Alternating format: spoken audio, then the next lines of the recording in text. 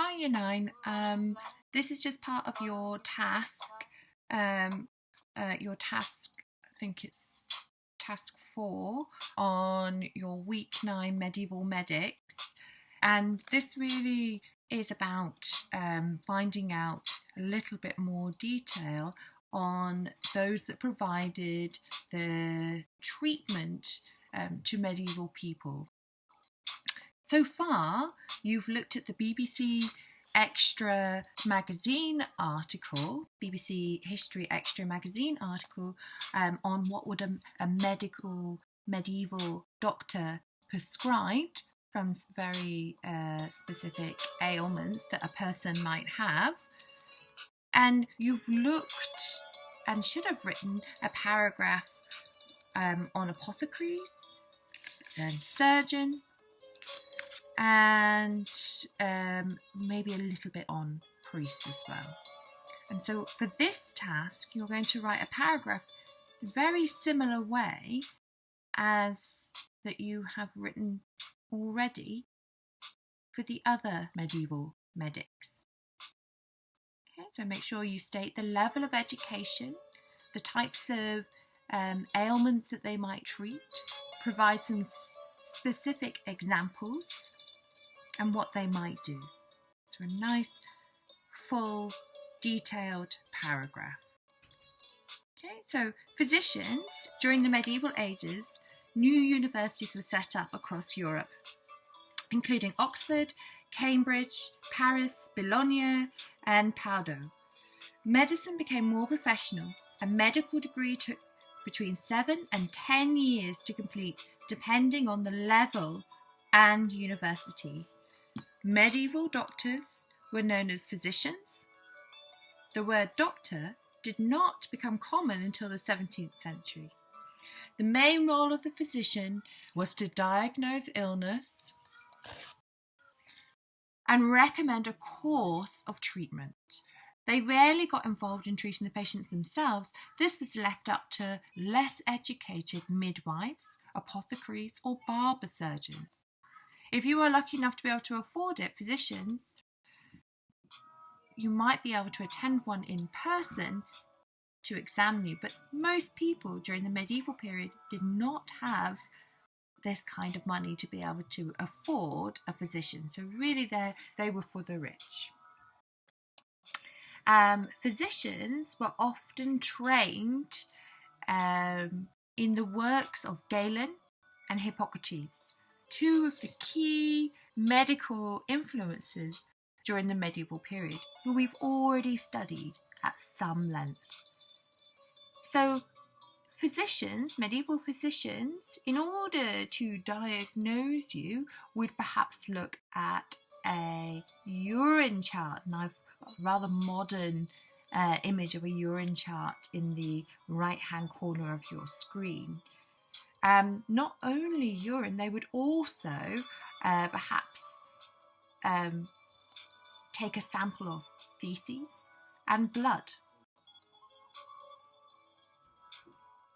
A physician, as we've noted before, would also consult the astrological charts under which the patient was born and at the time they fell sick. Based on this and the 4 humours, the physician would create a course of treatment. It was then up to less trained and lower paid professionals to carry out the treatment. For most of this period, this was due to the fact that many physicians were also clergymen. That's religious men. Another word for clergymen is religious people, who were forbidden from carrying out procedures such as bleeding. From 1215 onwards, any operations likely to involve cutting the patient was also forbidden for clergymen. During this time, new universities and centres for medical learning were set up in Europe without religious sponsorship. Foreign physicians who had no connection to the church were able to both diagnose and treat their patients. Physicians were very expensive because there weren't many of them. This is mainly due to the training taking a long time. So remember, it took 7 years to train as a physician. Royalty and the very wealthy often employed a physician full-time. Others paid for them when they needed them. Okay.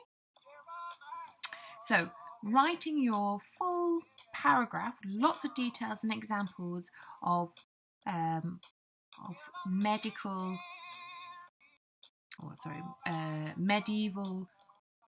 physicians. That's task 4. And task 5, you've already written about apothecaries, and you've already written a little bit about surgeons or barber surgeons. But what I would like you to do for task 5 is to build upon those paragraphs that you've already written about. I'd like you to add in some additional detail here. So going back to your paragraph on apothecaries, I would like you to add a little bit more information on what you hear me tell you about apothecaries now. Apothecaries mainly mixed herbal remedies. They had a good knowledge of the healing power of herbs and plants thanks to studying herbal manuals such as Materia Medica. And that, I would suggest, is something that you need to include in your paragraph and maybe highlight and underline, because this is a key piece of detail that's really important for getting into those higher mark bands of your to show off your knowledge and understanding here. So these types of things, if you can recall them in the exam, can be really important for getting the higher mark bands.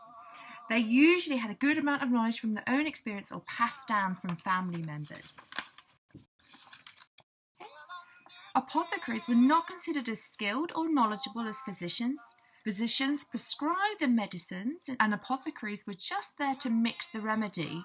However, since doctors were expensive and apothecaries were comparatively cheap, lots of people would see an apothecary as an alternative to a doctor. This meant that doctors saw them as a threat to their livelihood. Apothecaries did not just create remedies, they also prescribed poison. This went against an idea fundamental to physicians, that they should do no harm. This rule went all the way back to Hippocrates and still exists today. All doctors must swear a Hippocratic oath before practicing medicine. Apothecaries were not bound by this rule, so they could not be trusted to do the best for the patients, nor did they need to attend university to set up their business. So it was a bit of a risky decision to go to an apothecary. You didn't quite know what you might be getting.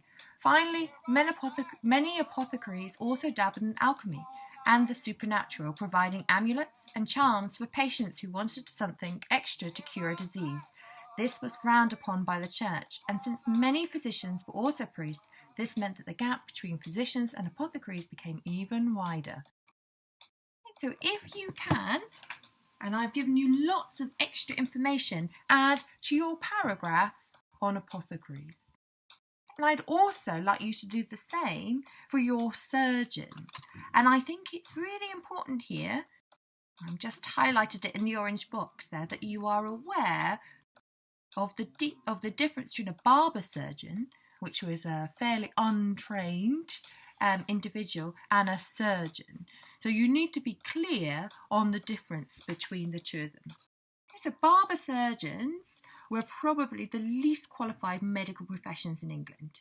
Since a good barber surgeon had sharp knives and a steady hand, they regularly performed small surgeries, as well as things such as pulling teeth and bleeding patients. However, there were some surgeons who were highly trained in Europe. Some physicians were encouraged to study surgery alongside medicine, so many learnt their skills at university. In fact, the quality of surgery was arguably higher than the quality of medical advice, because it was usually based on experience rather than knowledge learned from books. In medieval England, a skilled surgeon could set a broken limb, remove an arrow, or even successfully remove cataracts from the eyes. Okay, so again, just notifying or making a note of the difference between a barber surgeon, who is the least qualified medical profession during the medieval period, and a surgeon who could sometimes be highly trained. Okay, so adding to your paragraphs on apothecaries and surgeons. I look forward to receiving your work.